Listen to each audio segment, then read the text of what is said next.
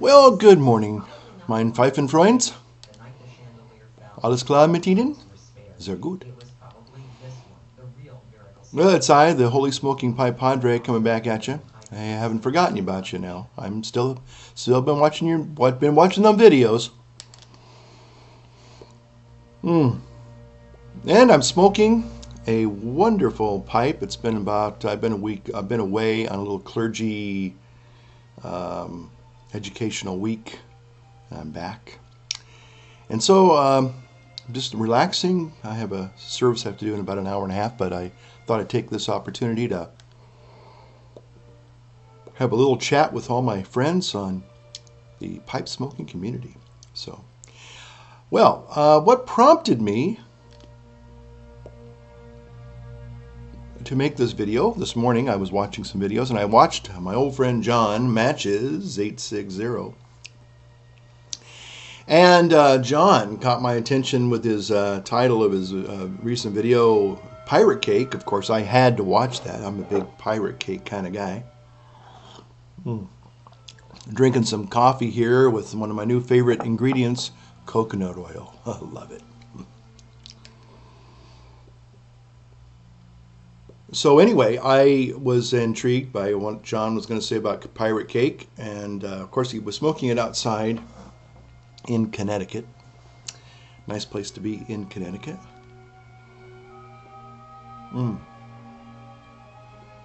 And I've recently smoked a bowl of pirate cake not too long ago, because I was, like John said in his wonderful review, pirate cake is a little bit different animal. It is a cross between, I think he said, a dried out brownie and a piece of cardboard or something. And but it's a little bit easier to manage when you want to prepare it for a pipe. You just crumble it and you just kind of rub it out and you're fine. What I did, and John, if you're watching, if you watched one of Jay's videos recently, Jay was intrigued if he could make homemade snus or snuff. Oh, we're not going there. We're not going there. But about a couple of months ago, some really nice people sent me some rope tobacco, and that's how I prepared the rope tobacco, using a little mini Cuisinart. Well, I thought I'd just give a whirl, no pun intended, in the old Cuisinart for a little piece of pirate cake that I had laying around. And I got it in my old K Woody, 1940s K Woody there. But John said something very fascinating, which I thought, you know what, I was intrigued by what John said. He said he was going to mix it with a little bit of take his pirate cake and mix it with a little bit of Haunted Bookshop. After all, these are both C and D blends. Now, pirate cake does be a little bit messy. And I'll tell you what, John, if you haven't tried that, a little experiment by mixing it with the Haunted Bookshop, I'll tell you what, it is wonderful. It's a wonderful little symbiotic relationship that you create when you do that. Now you can see that this tobacco probably here, if you can see it at all, the consistency of it is pretty. It's almost, well, I wouldn't. It's almost a powder. It's a very granulated. It's not what you would typically probably put in a pipe to smoke. But then again, I'm smoking in a little calabash here. And also, that's kind of a dried out pirate cake. It's been sitting in there for maybe a month or so. I know. And I'll tell you what, it smokes smooth. As John said, once you get it lit, it stays lit. So I've been kind of thinking, well, you know what I'll do? I'll marry it up with that Haunted Bookshop. And remember, we got another one of these coming. I stoved one of these a year ago, and I'm going to open it up probably in one of my future videos, and we're going to smoke some of that together. Yeah. Maybe John, you and I can have a virtual pipe together sometime. That'd be kind of fun. Smoking our Haunted Bookshop. So anyway, Nice. It's a nice combination. The Latakia gets tamed down a bit. Pirate Cake is a wonderful blend. I still love it. I like smoking it more in the evenings. I probably am now smoking two really rich C&D blends before a service. People probably notice I'm a little more happier than normal. But anyway, so there we have it. So a nice morning pipe with Pirate Cake and some haunted bookshop. A spooktacular blend. Well, I'm here to do some shout outs, and I want to talk about one subject today. By the way, this little vest I'm wearing, I'm really happy about this. 5 months ago, folks, I couldn't wear this. It was a physical impossibility to put the two halves together, okay? So old Padre's pretty happy that after 5 months, a little over 5 months now in this new lifestyle, which I incorporate the fast diet along with. Now this month I tried the paleo. I'm doing paleo diet now. I went from juicing for a month to the paleo diet. And here I have to be careful. My disclaimer is I'm not a registered dietitian or a medical doctor, and I don't play one on YouTube either. And I've been trying to find a diet that works for me. And by the way, that leads me to my first little shout out to a gentleman who actually gave me some interesting link to a program or a audiobook. I found the audiobook. His name is where is his name? No.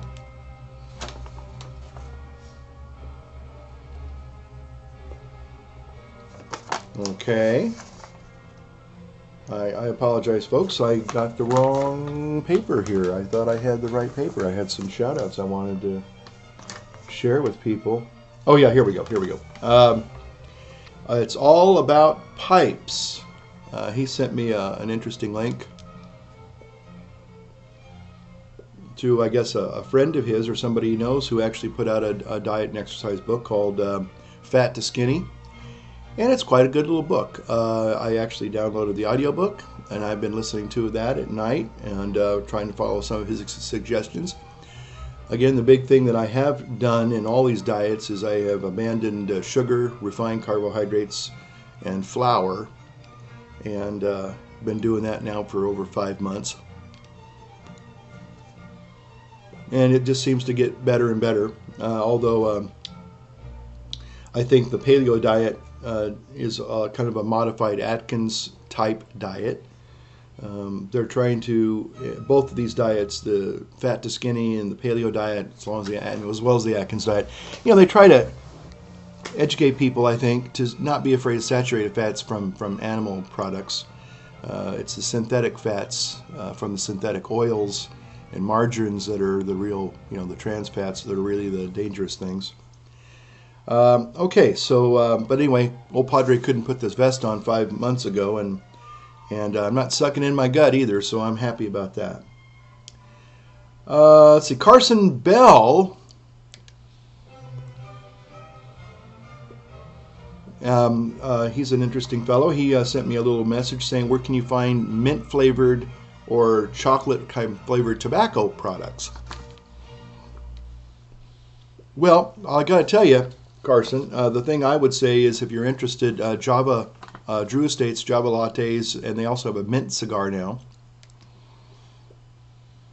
And it's funny, some people, you talk to them about these flavored type cigars and they'll say, oh, no, I don't want to do that, But those of you who like a lightly flavored tobacco cigar or pipe tobacco, the Drew Estates Java Lattes are one of my favorites, and they also, like I said, they make a mint cigar, which is quite lovely, quite nice. It's not like you're you know, sucking on Scope or something like that, or some mint mouthwash. It's just a really flavorful, but not overpowering. You know, very nice. Okay. Pipe Pastor, my friend, if you're watching, God bless you. Thanks for watching I was a YouTube horror host, the video that I commemorated my 20 year of ordination. I think a lot of people, when they see that, they wonder, what the hell is that? And you have to watch it. And you also have to be a Bob Wilkins, Creature Features, kind of a, you got to be kind of part of that generation, okay? If you don't, you'll probably be kind of a little lost. Even though I talk about my journey to being a padre and my, you know, how I feel about being a padre and all that cool stuff, that's what it's all about. It's not some, like I'm making some little joke on something. It's actually just, it was just a humorous way of looking at my 20 years of being a priest. Let's see. So, all right. And of course, Mr. Gary Portier, who's the man about the world. Gary, God bless you. Have a great day wherever you're at. Our man about the world there. You know, heard about the man about town. He's the man about the world. Okay. By the way, folks, I want to put out a little shout out or a little sales promo. I hope Ron Michelson, if you're watching, Ron, good morning to you. There's a really spectacular set of pipes at the Briar Patch. Now, if you like Danish freehands, you like Ben Wade's, have we got a deal for you? There is a set, and I think if they're not all unsmoked, I think they all are all unsmoked. Maybe one smoked, I don't know. But they're all brand new pipes. They go back, I think, to the 1980s. But it's a complete set of Ben Wade pipes. But wait, there's more. These pipes were actually carved by the famous Preben Holme. And we're trying to find a home for the home, Preben Holmes. So if you're interested in this set, I'm afraid that they're going to have to, they're looking at maybe breaking it up, which would be a real, it just would be a real sad thing if that happened. So I would say, if you're interested in Ben Wade pipes, and there's a lot of you out there that love Ben Wade pipes, contact the Briar Patch at Lohman Center, Lohman Plaza. Talk to Ron Michelson, he's the owner. And, you know, maybe you can make a nice deal for you. I can't promise anything, but at least get a chance to look at this set before they break it up, okay? So today is July the 20th. I was in the store last week. It's still intact. I should have taken pictures of it. But check, call them and talk to them about it, and I'm sure they can send you pictures. I'm sure they can even go on the Briar Patch website and even probably see it. So there you go. Today I want to talk about something that's not near and dear to my heart. You know, sometimes people say, "Oh, something near and dear to my heart." Well, this actually is not near and dear to my heart. In fact, it's something that have been kind of reticent to even talk about. It's kind of maybe even considered by many people on YouTube to be kind of a taboo subject, and maybe, I know you're saying taboo subjects on YouTube. Come on, get real. Well, there are some things that I find out in this new social media subculture that are equivalent to, like, you know, venial sins and mortal sins, and this is one of the big mortal sins, I guess, on YouTube especially. And I guess I want to talk about it because other people are talking about it now in regards to their channels. I watch other different channels, as we all do. And I wasn't even going to talk about this because I thought, you know, I'm probably going to just inherit the whirlwind by even doing it. And I'll probably get somebody that'll just want to, I don't know. About a month ago, when I was during my contest, the Dunhill 500 contest, I purposely stayed off for a month only because I just didn't want to confuse people, so they could enter the contest with absolute surety that the video they were responding to was the one and only video. They didn't have to, well, to respond to this video or the next video he made, or can I respond to both, or how do I get in this contest? And so that was the reason why I just didn't make any videos that month. And I listened, I check every day, sometimes twice a day, see how the count was going, because I wanted 500 comments and I got more than that. But in the body of all these wonderful, kind comments, and most people, 99% of the people, have said just nothing but kind things, encouraging things. A few people said, hey, where are you? I want a video. I'm waiting for another video. I love your videos. Okay. To you, I say, God bless you. Thank you. That's very kind. But here's what happened. I got somebody, and I don't even remember their handle anymore, who clearly was a very angry soul, and they just started attacking me. They've just started saying all these vile, ugly, vicious, hateful things to me. I mean, they commented about, my appearance. They commented about the smoking, and I mean, they were just, I guess they were an anti-smoker person, but they were just downright hateful. And I'm sure everybody has this. And I'm not whining and complaining, oh, somebody doesn't like me. That's not it at all.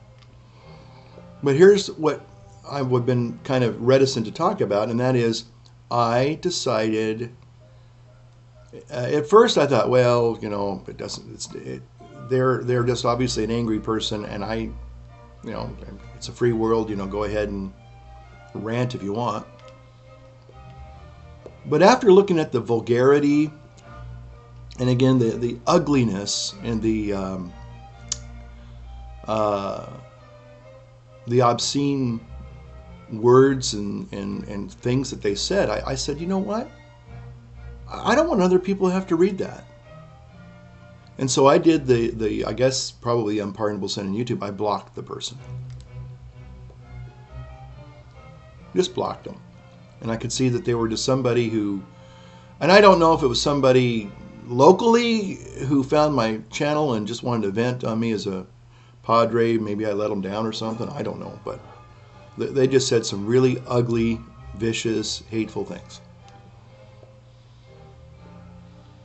And I don't know who they were. I have no clue who they were. I didn't even try to figure out, do I know this person, But I know that the issue at hand is, do you block people? And I've heard most people say, well, it's this is like an open market kind of a thing, and you're supposed to have you're supposed to be like this, just this generous host, that people are coming by, and if they want to say something, you should be man enough, or you should be open enough to say you can take criticism, quote unquote.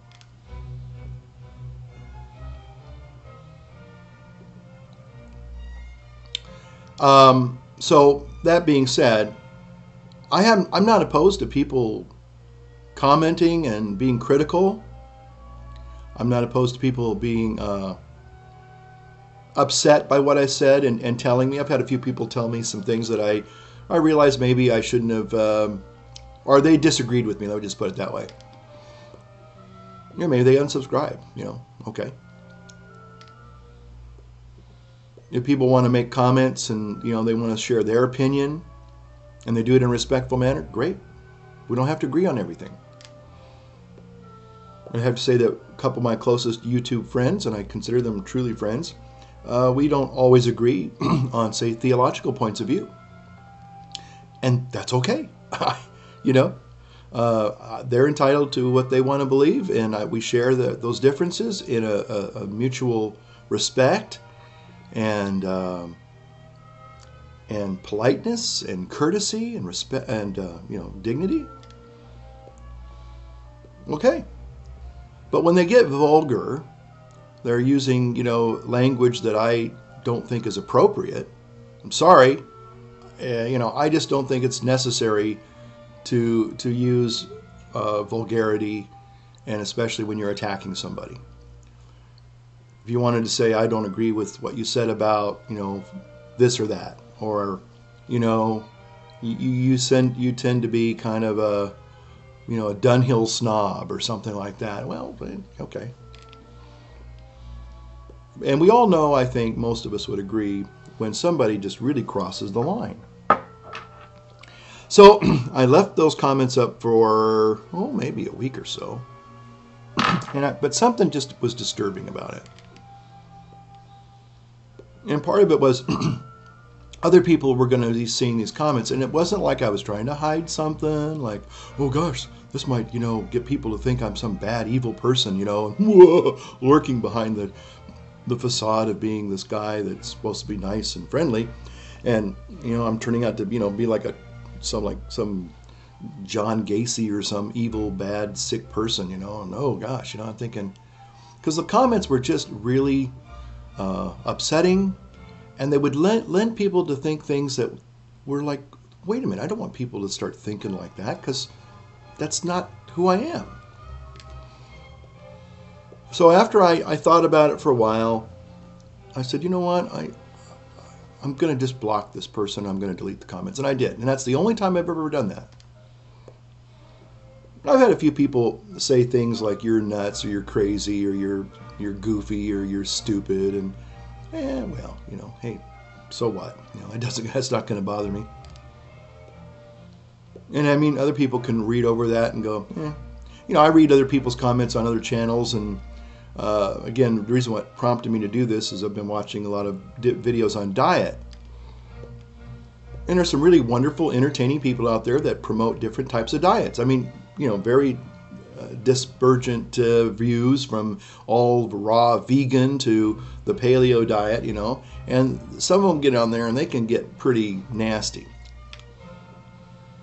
And I guess some of the people have kind of started, again, blocking and deleting people, But then they came back, oh, I'm sorry, I shouldn't have done that to you, come on back, Well, again, I don't know if I want to, on my channel, I don't want there to be that kind of acrimony, that kind of, acerbic quality where people are, I had that on one of my videos on my other channel, and it kind of became a dumping ground for people just to vent about an issue.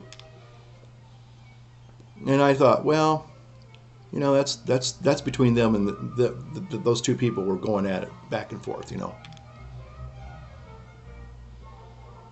So I just let it go. That was kind of like, well, I don't care for it, but, if you guys are going to fight, maybe you can fight here, but, I hope you end it soon, a little feud. So anyway, I don't know about you. How do you feel about, blocking people?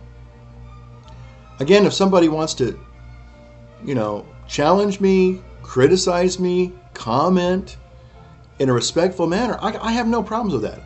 We might have to say, well, I guess, you, for some reason you used to like my videos and used to like me, and now you're going to, unsubscribe and go somewhere else. Well, hey, it's a free world. I'm not going to be upset. But when you start attacking a person and saying just all sorts of foul, ugly, vicious things just to kind of get a response. I never did respond to the person, by the way. Because I think that's, I don't know. I guess they call them trolls. I don't know if you've had trolls on your channel. I would suspect that most of us have had one or two trolls in the time we've been here. And if you have, how do you deal with them? Was I wrong? I'll open myself up a little bit. Was I wrong to block this person? I did it, whatever it was I did, and they're in YouTube, purgatory now. That doesn't mean they're out beyond redemption, but maybe someday I get a little thing saying I was the guy that was saying all these nasty things, and I'm really sorry, and I'd like to talk to you about. Oh, I would welcome them back. I wouldn't You know, I wouldn't really hold it against them too much, but I think I did it more, not so much to have people, you know, thinking bad of me. I mean, you think whatever you want, but I just thought it was just like, you know, having to walk. Have you ever been in a nice part of the world, you know, like you go for a walk, and then all of a sudden, I guess people maybe can relate to this, you know, you go out in the nature and you're sitting there and you're like, wow, this is beautiful, and you look down and there's somebody's McDonald's lunch they left there.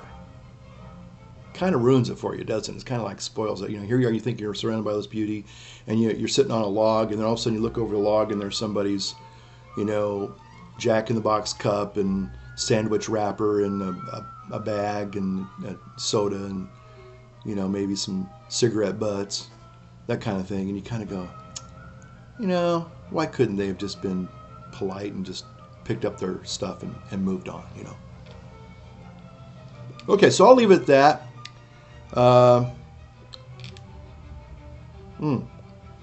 By the way, folks, I have to tell you that John Matches 860, he is a genius. You, sir, are a tobacco alchemist. You have created something just when I thought pirate cake was at its apex. The perfect marriage between haunted bookshop and pirate cake. And John, I think it tames that Latakia monster. You were kind of a little bit, you know, kind of going, well, it's on that Latakia, boy, it comes through loud and clear. Try it, John, try it. You were right. I'm telling you. To me, it tastes like a, this might sound a little bit sacrilegious, but it's like pirate cake light. And it's kind of funny because both of these are by themselves are just really potent tobaccos and strong. I mean, they're delightful, and if you like them, but somehow the two coming together,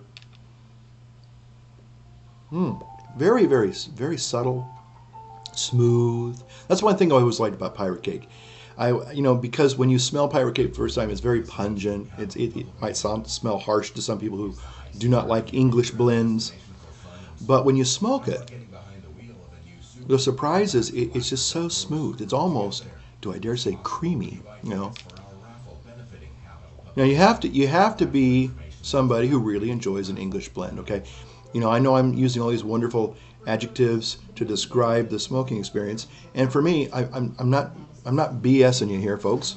I'm just telling you that it's really good. It's delightful, and it smokes cool. It smokes evenly.